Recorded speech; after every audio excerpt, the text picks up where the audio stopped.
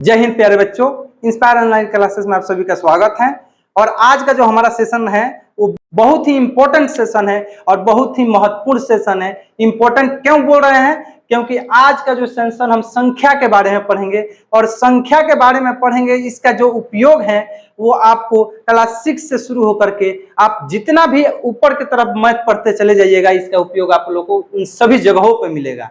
तो इसलिए आज का जो बेसिक मैथ का कंसेप्ट है संख्या के बारे में हम देखने वाले हैं कि आखिरकार संख्या कौन कौन से होते हैं, संख्याएं कितनी होती हैं, कौन कौन से संख्या होते हैं और संख्याओं का निर्माण कैसे हुआ है, उन सभी के बारे में हम देखेंगे। तो यहाँ पे मैं आपका आज के जो वीडियो में हम लोग पढ़ने वाले हैं वो लिखा हुआ हूँ। जैसे कि पहला इसमें पॉइंट अगर बात की जाए तो पहला पॉइंट है प्राकृत संख्या, पूर्ण संख्या, पूर्णांक संख्या, भाज्य संख्या, अभाज्य संख्या, स्वाभाज्य संख्या, सम संख्या, विषम संख्या, परिमेय संख्या, अपरिमेय संख्या और वास्तविक संख्या। तो आज के सेशन में हम लोग इतना ये सारी की सारी टॉपिक को हम क्लियर करेंगे कि ये कौन सी संख्या कौन होती है। यहाँ पे प्राकृत होगा। तो चलिए वीडियो को स्टार्ट करते हैं। तो देखिए, संख्या को समझने से पहले हम सबसे पहले अंक के बारे में समझते हैं कि आखिर अंक कितने होते हैं, डिजिट कितने होते हैं। तो देखिए, अंक की बात की जाए यानी यहाँ पे हम अंक की बात कर रहे हैं या फिर इसको डिजिट की बात कर रहे हैं। तो डिजिट की बात की जाए तो आपको 0 से लेकर के 1 2 3 4 5 6 7 8 9 यानी टोटल ये 10 जो डिजिट है, ये जो टोटल 10 है ये क्या होता है, डिजिट होता है। 0 1 2 3 0 से लेकर के 9 तक को हम क्या कहते हैं, डिजिट कहते हैं। लेकिन और डिजिट से ही, अब देखिए डिजिट से ही क्या होता है, नंबर्स बनता है हमारा। डिजिट से ही नंबर का निर्माण होता है। अंक अगर हम कोई भी नंबर यहाँ पे लिखे जैसे 65 625 252 56, तो ये सब क्या होगा, ये सब नंबर्स होगा। और ये नंबर किससे बना है, तो ये देखिए ये जो डिजिट है डिजिट से मिल करके बना है। डिजिट यानी 6 2 and 5 2 5 6, ये सब किससे मिलकर बना है, ये सब हमारा डिजिट से मिलकर बना है। तो हम बोल सकते हैं, अर्थात हम बोल सकते हैं कि जो संख्याएं हैं वो किसका समूह होता है जी, तो वो अंकों का समूह होता है। नंबर्स जो होता है वो डिजिट्स का समूह होता है। चलिए अब जो हमारा मेन जो टॉपिक है उसके तरफ बढ़ते हैं, जो कि है प्राकृतिक या फिर हम प्राकृत भी उसको बोलते हैं, प्राकृत संख्या। प्राकृत संख्या का मतलब मैं आपको पहले एक संख्या रेखा से समझाना चाहता हूं। तो आप संख्या रेखा पर समझिए कि प्राकृत संख्या, पूर्ण संख्या और पूर्णांक संख्या किसे कहते हैं। चलिए देखते हैं। संख्या रेखा पहले हम खींचते हैं एक, ये हमारा है संख्या रेखा। नंबर लाइंस, नंबर लाइंस की बात करें तो यहाँ पे जो मेन हमारा है वो 0 है। और हम सभी लोग को पता है कि 0 से इधर वाला जो भाग है उसको बोला जाता है दाया पक्ष, दाया पक्ष या दाया भाग भी बोल सकते हैं। इधर वाला जो भाग है ये क्या है, ये 0 है। 0 के इधर वाला भाग है और 0 के इधर वाला भाग को हम बोलते हैं बाया पक्ष या फिर बाया पक्ष या फिर बाया दिशा भी बोल सकते हैं। ठीक है। अब देखिए 0 से अगर हम दाएं की तरफ बढ़ेंगे तो हमको बड़ी संख्या मिलती जाएगी। 0 से हम दाएं की तरफ बढ़ेंगे तो बड़ी संख्या मिलेगी, तो बड़ी संख्या मिलेगी। और 0 से बाएं की तरफ जाएंगे तो छोटी संख्या मिलेगी। यानी 0 से बाहर, अब यानी 0 से हम दाएं जितना भी बढ़े इधर हमको बड़ी से बड़ी संख्या मिलती जाएगी, और 0 से इस साइड जितना भी बढ़े इधर छोटी संख्या मिलती जाएगी। या अर्थात हम कह सकते हैं किसी संख्या रेखा पर बाएं से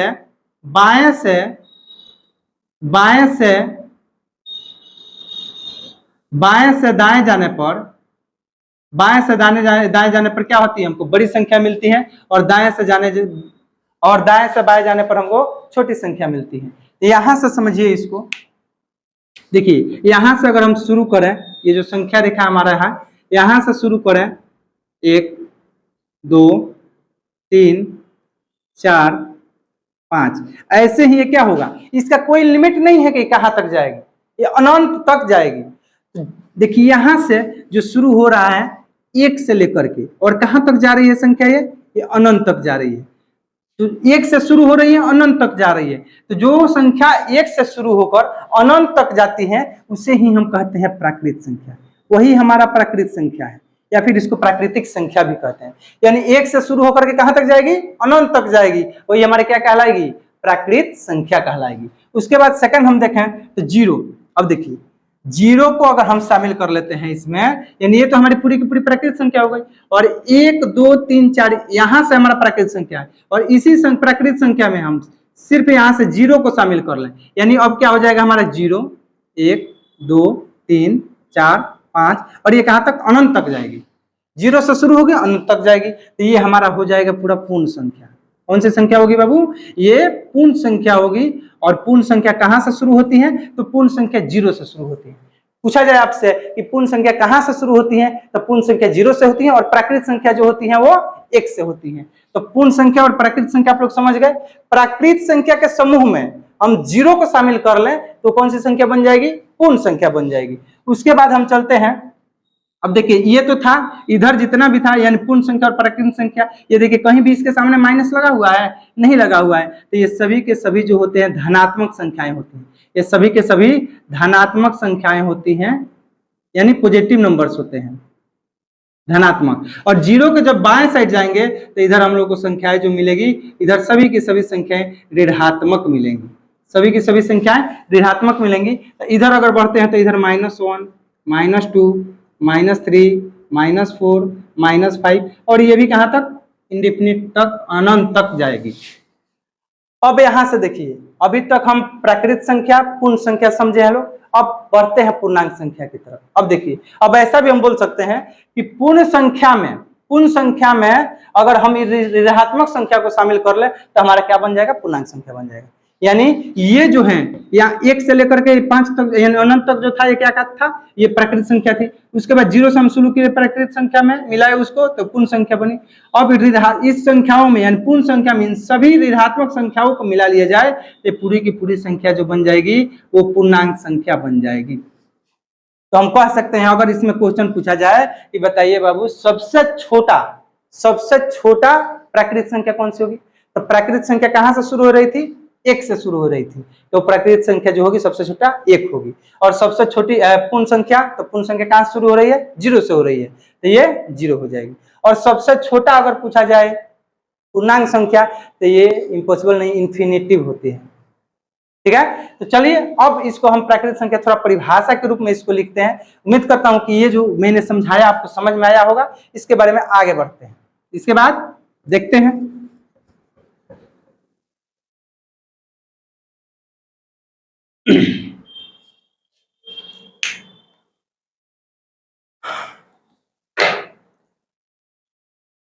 अब चलिए यहां से प्राकृत संख्या को हम लेते हैं। प्राकृत संख्या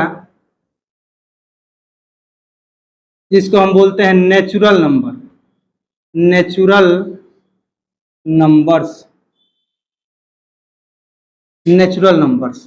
ये हमारा प्राकृत संख्या क्या होती है, नेचुरल नंबर्स होती हैं, जो कि पहला पॉइंट हमारा है।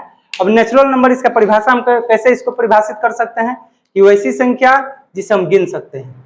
ऐसे भी हो सकता है कि वैसी संख्या जिसे हम गिन सकते हैं, जिसे गिना जा सके, उसे प्राकृत संख्या कहते हैं।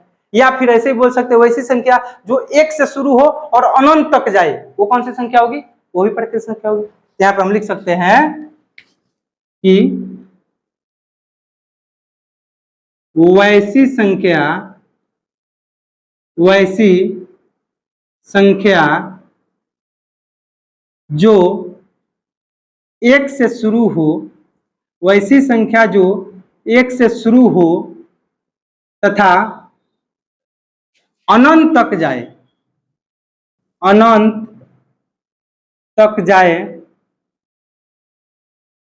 वैसी संख्या जो 1 से शुरू हो तथा अनंत तक जाए, उसे प्राकृत संख्या कहते हैं। प्राकृत संख्या कहा जाता है या कहा जाता है। हम क्या बोले कि वैसी संख्या जो 1 से शुरू हो और अनंत तक जाए, उसे हम क्या कहेंगे जी, प्राकृत संख्या कहेंगे। और प्राकृत संख्या 1 से शुरू होकर 1 2 3 4 5 6 एवं परिमित रूप से इंडेफिनिट यानी अनंत तक जाएगी, उसे हम क्या कहेंगे, प्राकृतिक संख्या कहेंगे। और इसे सूचित जो किया जाता है, यहीं पे लिख देते हैं कि इसे कैपिटल N से सूचित किया जाता है या फिर दर्शाया जाता है, सूचित किया जाता है। ये कैपिटल N से क्या होता है, इसका सूचित किया जाता है। तो ये हमारा प्राकृत संख्या कहलाती है। इन प्राकृत संख्या 1 से शुरू होती हैं, अनंत तक जाती हैं, वही क्या कहलाती है, प्राकृत संख्या कहलाती है। अब नेक्स्ट चलते हैं, नेक्स्ट जो हमारा है प्राकृत संख्या हो गया। अब नेक्स्ट है पूर्ण संख्या। तो देखिए पूर्ण संख्या, पूर्ण संख्या को हम इंग्लिश में क्या बोलते हैं बाबू, तो पूर्ण संख्या को हम बोलते हैं whole number, whole numbers, whole numbers बोलते हैं। और होल नंबर आपको मैं बता चुका हूं, जो नंबर लाइन के माध्यम से बताया था। तो होल नंबर जो होती हैं, यहां पे हम बोल सकते हैं कि यदि प्राकृत संख्याओं के, यदि प्राकृत संख्याओं के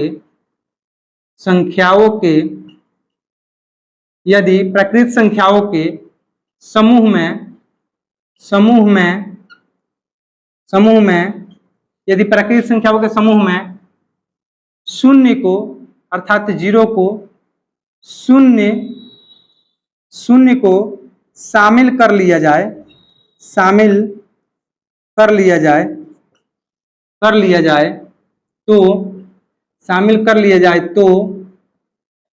तो वो पूरी संख्या, तो शामिल कर लिया जाए तो वे संख्या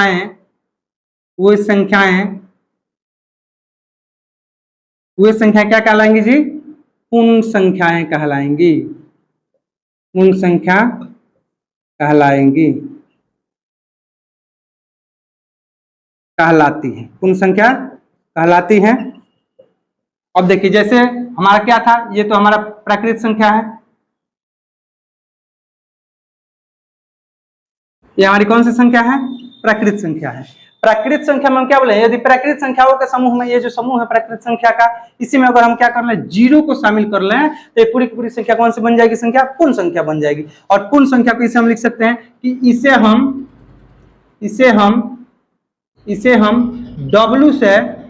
W से सूचित करते हैं। इसे हम किससे सूचित करते हैं जी, W से सूचित करते हैं, इसे हम W से सूचित करते हैं।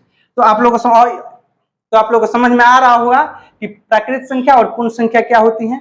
अगर पूछा जाए सबसे छोटी प्राकृत संख्या कौन सी है, तो सबसे छोटी प्राकृत संख्या क्या है, 1 है। सबसे छोटी पूर्ण संख्या, सबसे बड़ी छोटी पूर्ण संख्या 0 है। अगर पूछा जाए सबसे बड़ी प्राकृत संख्या, तो देखिए बड़ी प्राकृत संख्या तो कोई हो नहीं सकती, तो बड़ी प्राकृत संख्या को हम क्या, अनंत बोल सकते हैं, या फिर बड़ी पूर्ण संख्या को हम क्या बोल सकते हैं, अनंत बोल सकते हैं। अब देखिए, अब यहां से हम प्राकृत संख्या हमारा हो गया, पूर्ण संख्या हो गया, अब बढ़ते हैं पूर्णांक संख्या की तरफ। अब पूर्णांक संख्या को इसी के माध्यम से समझेंगे और पूर्णांक संख्या को समझते हैं।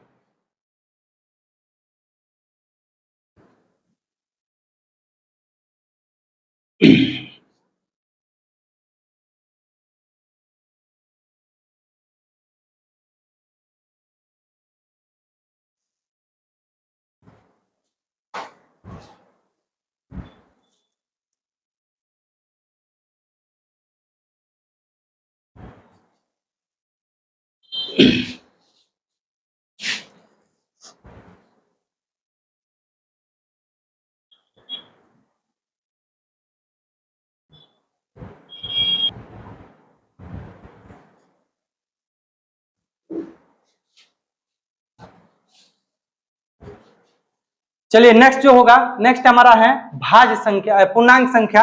पूर्णांक संख्या यानी इंटीजर नंबर्स। पूर्णांक संख्या को हम क्या बोलते हैं, इंटीजर्स नंबर्स के नाम से जानते हैं। और देखिए पूर्णांक संख्या क्या बोल रहा है कि वैशिष्ट, यदि पूर्ण संख्याओं के समूह में ऋणात्मक संख्या को शामिल कर लिया जाए, तो वे संख्याएं पूर्ण संख्या कहलाती हैं। तो संख्याएं कैसे होंगी जी, पूर्ण संख्याएं कहलाएंगी।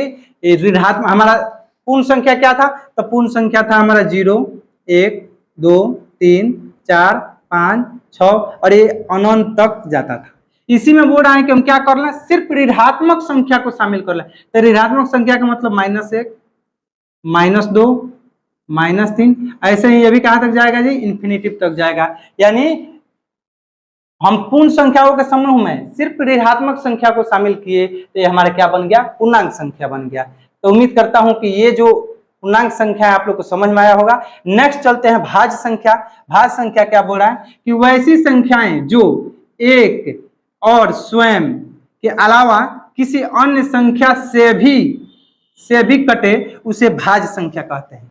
यानी कोई भी अगर हम संख्या लेते हैं तो एक से कटना चाहिए और खुद से कटना चाहिए, उसके साथ साथ किसी अन्य संख्या से भी कटना चाहिए, वो क्या कहलाएगी, भाज्य संख्या कहलाएगी। जैसे मान लीजिए हम 5 लेते हैं, चाहे 2 लेते हैं, दो संख्या लिए, दो एक संख्या लिए, तो दो संख्या को जब हम भाग देंगे तो ये तो फिक्स है कि एक से कट जाएगा, एक से इसमें भाग लग जाएगा। ये भी फिक्स है, स्वयं से यानी खुद से यानी 2 से कट जाएगा। कोई भी संख्या एक और स्वयं से कटता है, कोई भी संख्या जो होता है वो एक से और स्वयं से कट जाएगा, तो ये हमारा क्या होगा, और भी किसी संख्या से ये कटेगा, और भी किसी अंक से ये कट सकता है कि नहीं, संख्या 2, तो 2 किसी और संख्या से और नहीं कट सकता है, तो इसलिए हमारा ये भाज्य नहीं होगा। भाज्य क्या बोल रहा है कि एक से कटना चाहिए और खुद से कटना चाहिए, इसके साथ साथ किसी अन्य संख्या से भी कटनी चाहिए। यहाँ पे अगर हम 3 लेते हैं तो 3 भी देखिए, 3 भी एक से कट जाएगा, खुद से यानी 3 से कट जाएगा, इसके अलावा किसी अन्य संख्या से नहीं कटेगा, तो हमारा क्या होगा, ये भी भाज्य संख्या नहीं होगा। आगे की तरफ बढ़ते हैं, 4 को देखते हैं, 4 लेते हैं तो 4 को देखिए, 4 तो एक से कट जाएगा और खुद से यानी 4 से भी कट जाएगा, इसके साथ साथ ये 2 से भी कटेगा, यानी एक से कटा, खुद से कटा, इसके साथ एक और संख्या से कटा, तो यही हमारा क्या हो जाएगा, भाज्य संख्या हो जाएगा। भाज्य संख्या क्योंकि इसका परिभाषा भी यही बोल रहा है कि वैसी संख्या जो एक से स्वयं से कटे और इसके अलावा किसी अन्य संख्या से भी कटे। तो एक से कट रही है, 1 से 4 कट रहा है, फिर 4 से 4 कट रहा है यानी खुद से कट रहा है, उसके बाद 2 से भी कट रहा है। इसके दूसरे परिभाषा हम दे सकते हैं कि वैसी संख्या जिसका गुणनखंड जो हो 2 से अधिक हो। तो देखिए इन सब का गुणनखंड क्या है, 2 है, 1 2 2 है, लेकिन इसका गुणनखंड क्या है, 3 है, यानी 2 से अधिक है, वो कौन सी संख्या होगी, भाज्य संख्या होगी। तो यहाँ से हम देख सकते हैं कि हमारा 2 और 3 हमारा भाज्य नहीं होता है, 4 जो होता है भाज्य संख्या होता है। तो हम बोल सकते हैं कि सबसे छोटी भाज्य संख्या कौन सी होगी जी, तो सबसे छोटी भाज्य संख्या जो होगी वो 4 होगी, यानी सबसे छोटी भाज्य संख्या 4 होगी। और 4 क्या होगी, 4 के बाद जो संख्या होगी उसके बाद देख लेते हैं कौन कौन सी भाज्य संख्या होगी। तो देखिए यहाँ से भाज्य संख्या 4, 5 नहीं होगा क्योंकि 5 एक से कटेगा, खुद से कटेगा, इसके अलावा किसी अन्य संख्या से नहीं कटेगा, तो 5 नहीं होगा, 6 हो जाएगा, 7 नहीं होगा, 8 हो जाएगा, 9 हो जाएगा, 10 हो जाएगा, 12 हो जाएगा, इसी आगे की तरफ बढ़ता जाएगा। यानी ये सभी के सभी कौन सी संख्या है। अब आप बोलिएगा 9 कैसे होगा, तो देखिए 9 की बात करें तो 9 क्या होगा, 1 से कटेगा, 1 के साथ साथ ये 9 यानी खुद से भी कटेगा, इसके साथ साथ ये 3 से भी कटेगा, इसलिए 9 हमारा क्या होगा, भाज्य संख्या होगा। क्लियर हुआ आप लोगों को। तो 9 भाज्य संख्या, यहां से हम बोल सकते हैं कि सबसे छोटी भाज्य संख्या जो है वो क्या है, 4 है, सबसे छोटी संख्या भाज्य संख्या 4 है। अब चलते हैं जो कि हमारा कंप्लीट क्या क्या हो गया, पूर्ण संख्या हो गया, भाज्य संख्या हो गया। अब अभाज्य संख्या की तरफ बढ़ते हैं कि अभाज्य संख्या क्या है, और सम विषम उसी में हम बता देंगे। तो चलिए अभाज्य संख्या की तरफ बढ़ते हैं। तो चलिए नेक्स्ट देखते हैं, नेक्स्ट जो है अभाज्य संख्या। तो अभाज्य संख्या क्या होता है जी, अभाज्य संख्या यानी वैसी संख्या जो एक और खुद के अलावा किसी अन्य संख्या से न कटे, उसे हम क्या कहेंगे, अभाज्य संख्या कहेंगे। भाज्य संख्या में क्या हो रहा था कि एक और खुद के अलावा किसी अन्य संख्या से कट रहा था, लेकिन इसमें नहीं कटेगा, सिर्फ एक और खुद से ही कटेगा। तो इसमें हम 2 को आप बताए थे कि 2 1 से कटेगा और खुद से यानी 2 से कटेगा, तो 2 अभाज्य संख्या हो जाएगा। 3 भी अभाज्य संख्या हो जाएगा। 4 हमारा भाज्य संख्या था, 4 नहीं होगा, 5 अभाज्य संख्या हो जाएगा। 5 के बाद हमारा 7 अभाज्य संख्या हो जाएगा। 7 के बाद 8 नहीं होगा, 9 नहीं होगा, 10 नहीं होगा, 11 अभाज्य संख्या हो जाएगा। वैसे ही आगे की तरफ बढ़ता जाएगा अनंत तक। तो ये हमारा क्या हुआ, अभाज्य संख्या हुआ। यानी अभाज्य संख्या में क्या होता है कि एक और कोई संख्या जो होता है एक और खुद से कटता है, उसके अलावा किसी अन्य संख्या से नहीं कटता है, तो वही हमारा क्या कहलाता है, अभाज्य संख्या यानी प्राइम नंबर्स कहलाता है।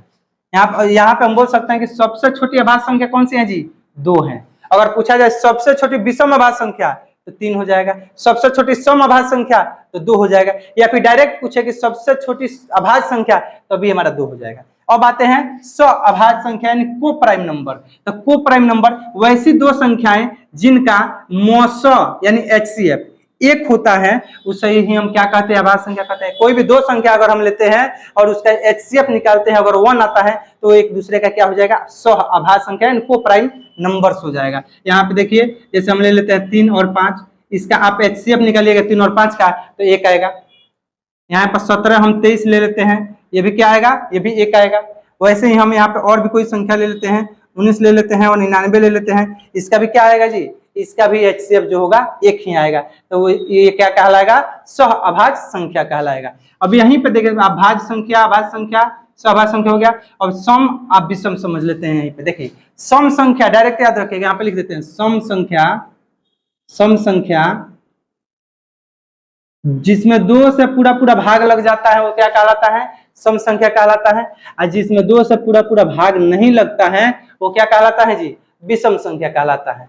जिस संख्या में 2 से पूरा पूरा भाग लगे वो सम, और जिस संख्या में 2 से पूरा पूरा भाग नहीं लगे वो विषम। जैसे मान लीजिए 6 है, 6 में अगर हम 2 से भाग दे रहे हैं तो ये क्या होगा, पूरा पूरा भाग लग जाएगा, रिमाइंडर इसका 0 बचेगा। तो ये कैसा होगा, कौन सा संख्या होगा, सम संख्या होगा। अगर यहाँ पे हम 7 ले रहे हैं, इसको 2 से भाग दे रहे हैं तो 2 3 6, देखिए यहाँ पे रिमाइंडर 1 बच गया, यानी पूरा पूरा भाग इसमें नहीं लगा तो ये हमारे कौन सा संख्या हो जाएगा, 7 विषम संख्या हो जाएगा। यानी जिस संख्या में 2 से भाग लग जाए वो सम, और जिस संख्या में 2 से भाग नहीं लगे वो विषम। अब चलते हैं परिमेय संख्या और अपरिमेय संख्या की तरफ।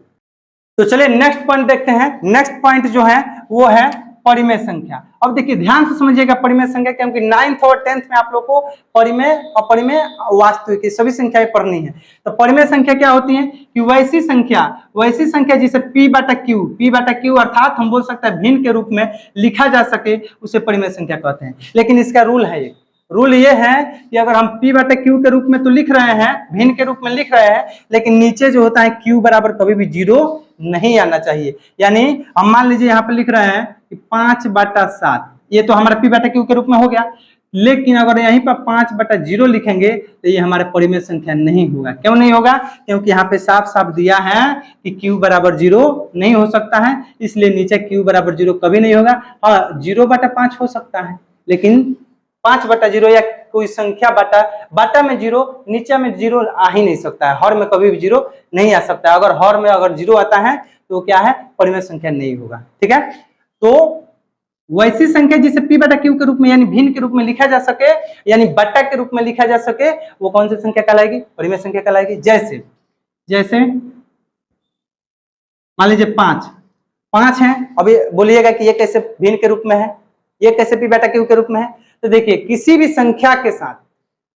संख्या के साथ एक हमेशा गुणा और भाग में छिपा रहता है। किसी भी संख्या में एक हमेशा गुणा और भाग में क्या होता है, छिपा रहता है, इसलिए ये हमारा क्या हो जाएगा, परिमेय संख्या हो जाएगा। 3/2 ले लेते हैं, ये भी परिमेय संख्या होगा। √4 ले लेते हैं, देखिए √4 इसको अगर रूट से बाहर निकालेंगे तो क्या हो जाएगा, 2 हो जाएगा, तो इसलिए ये भी हो जाएगा।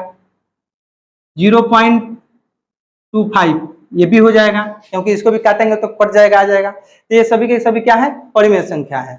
अब चलते हैं अपरिमेय संख्या की तरफ। अपरिमेय संख्या बोलता है वैसी संख्या जिसे P/Q के रूप में नहीं लिखा जा सके, यानी इसमें लिखा जा सकता है, इसमें नहीं लिखा जा सकता है। अर्थ वही है इसका भी है कि जहां Q बराबर 0 नहीं होना चाहिए उसे ही हम क्या कहेंगे, अपरिमेय। तो देखिए यहाँ पे अगर हम √3 लेते हैं तो क्या है, √3 का वर्गमूल आप निकाल पाइएगा, निकालिएगा, लेकिन फिर डेसिमल में जाएगा, जो कि रेकरिंग नॉन रेकरिंग में चला जाता है। तो ये क्या हो जाएगा, अपरिमेय संख्या हो जाएगा।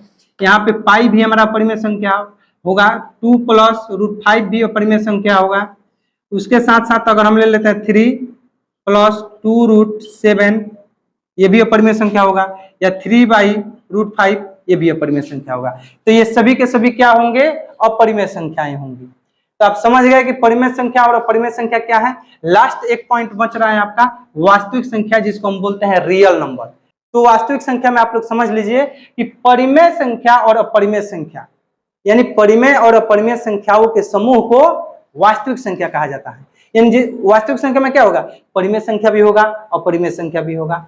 वही क्या कहलाएगा, सिर्फ हम परिमेय संख्या को वास्तविक संख्या नहीं बोल सकते हैं, लेकिन परिमेय और अपरिमेय दोनों को वास्तविक संख्या बोल सकते हैं। तो इसलिए परिमेय संख्या और अपरिमेय संख्याओं के समूह को हम क्या कहेंगे, वास्तविक संख्याएं कहेंगे। और वास्तविक संख्याएं का जो एग्जाम्पल होगा, इसमें से भी हो सकता है, इसमें से दोनों हो सकता है। तो उम्मीद करता हूं कि आज का जो हमारा संख्या का टॉपिक था वो आप लोग बहुत अच्छे से समझ में आया होगा। अगर आप लोग को वीडियो अच्छा लगता है तो वीडियो को शेयर कीजिए, लाइक कीजिए, और अभी तक चैनल को सब्सक्राइब नहीं किए हैं तो हमारे inspired online classes YouTube channel को आप सब सब्सक्राइब कीजिए। चलिए, वीडियो देखने के लिए धन्यवाद।